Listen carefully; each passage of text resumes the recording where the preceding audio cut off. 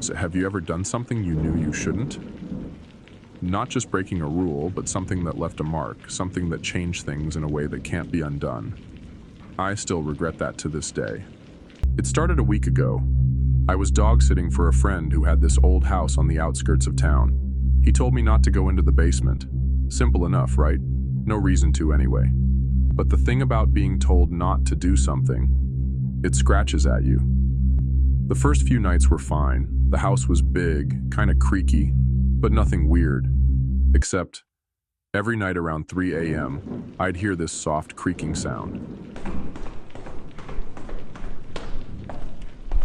Like footsteps, but not above me, not outside, from below.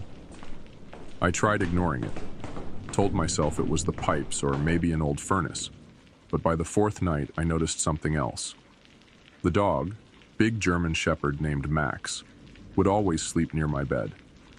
But at 3 a.m. sharp, he'd perk up, stare at the basement door, and growl. Low, deep, the kind of sound that makes your skin crawl.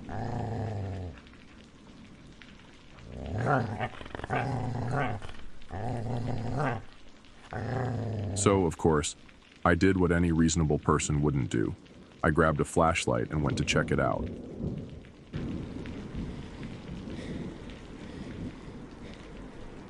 The basement door was locked, but my friend had left a spare key in the kitchen. I stood there for a long time before finally turning it in the lock.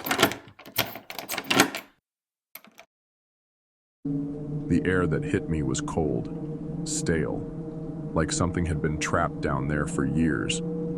I stepped down, one creaking stair at a time. The flashlight flickered. The basement was mostly empty, old furniture covered in sheets, some boxes stacked in the corner. But then I noticed something different.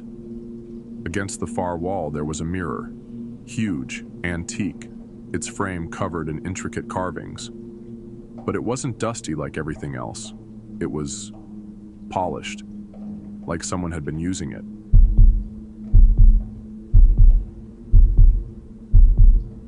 I stepped closer, shining the flashlight on my reflection, and that's when I saw it. My reflection blinked, but I didn't. I froze. My mind tried to rationalize it, but then my reflection smiled. I wasn't smiling. I stumbled back, knocking over a box. The noise echoed, and suddenly there were footsteps. But not from me. From the other side of the mirror. I turned to run, but the basement door, it was closed. Locked. And in the mirror, my reflection wasn't copying me anymore.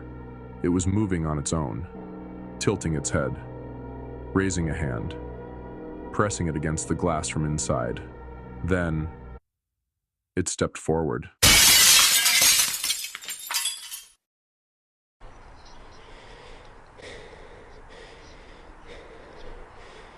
I don't know where I am. The air is thick like I'm underwater, but I can still breathe. The walls, they're made of glass, endless, stretching in every direction. And the worst part? I can see the house.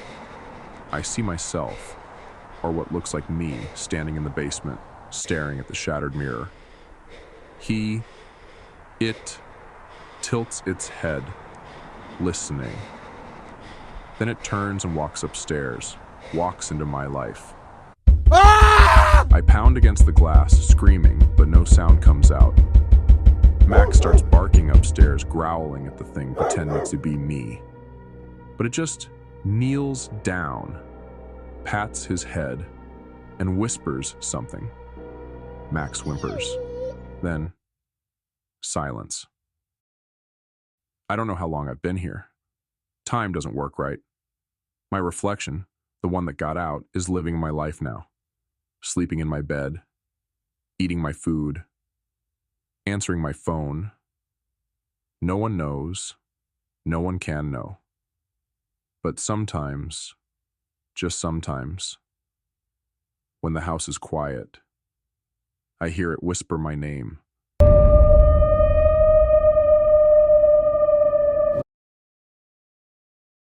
I need to tell someone. Maybe if I do, it'll stop. Maybe if I do, it won't come back. I don't know, but I need you to listen. This is real. This happened to me. It started 2 nights ago. I was driving home late from a friend's house. Nothing unusual. The highway was almost empty, just the occasional pair of headlights cutting through the rain. It was a long drive, and at some point I noticed a figure walking on the side of the road. At first, I thought it was just a hitchhiker, a shadowy figure hunched against the cold.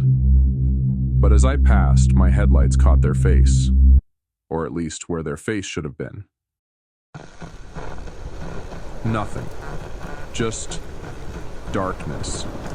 A void where their features should be. My stomach clenched. I slammed my foot on the gas, but my car lurched, almost like something was holding it back. Then, just as suddenly everything was fine, the car sped forward, and when I glanced in the rearview mirror, the figure was gone. I got home, locked the door behind me, and tried to shake it off. Just my mind playing tricks, I told myself. I froze. It was nearly 3 a.m. Who would be knocking at my door? I crept to the peephole, heart hammering in my chest. The porch light flickered, just for a second, but it was enough to see nothing. No one was there. I staggered back, my mind screaming at me to run, but my body locked in place. Then the knocking moved. I spun around. My back door had no porch, no steps, nothing but a sheer drop. Nobody could be knocking from there, unless they were floating.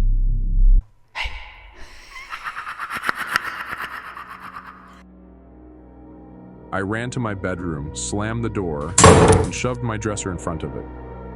My breaths were ragged, my skin clammy. Then, my phone screen lit up. A text. No number, just one word. Look. Against every instinct, I lifted my eyes to the window, and it was there.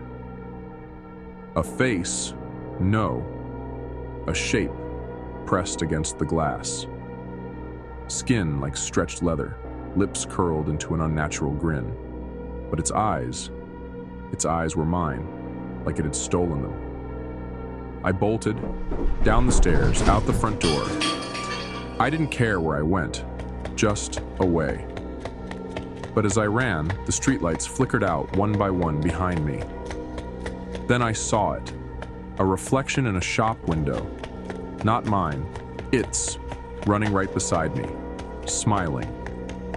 I screamed. The lights went out completely, and then silence. I woke up in my bed, daylight streaming through the curtains. For a moment, I thought it was a nightmare, until I saw my phone. The screen cracked, a single notification, a photo. It was me, asleep. But someone else was in the frame, standing over me, grinning. Look behind you.